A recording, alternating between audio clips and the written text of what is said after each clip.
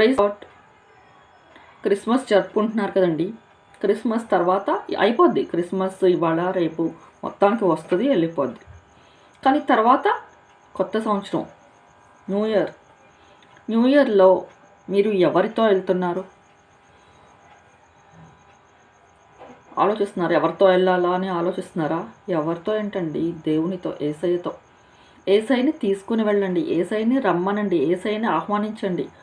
ఆయన ఎన్నో వాగ్దానాలు ఇస్తాడు. వాగ్దానాల ద్వారా ఆయన మిమ్మల్ని ఆశీర్వదిస్తాడు. నేనున్నాను అంటాడు, నేను తోడు అంటాడు. కాబట్టి ఆయన ద్వారా మీరు ఆయన్ని తీసుకుని వెళ్ళండి. ఈ సంవత్సరంలో ఎలాగో ఆయనతో మీరు లేరు.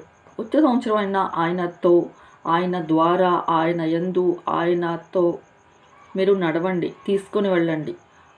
ఆయన ప్రతి మాటలో ఆయన మీతో తోడుగా ఉంటా అన్నాడు. మీ వెనక ఆయన ఉంటే ఇంకేంటండి మీకు? ఈ ప్రతి పనికి విజయం ఆయన ఇస్తాడు. మీ ప్రతి సమస్యని ఈ సంవత్సరం అంతా ఆయనే తీరుస్తాడు.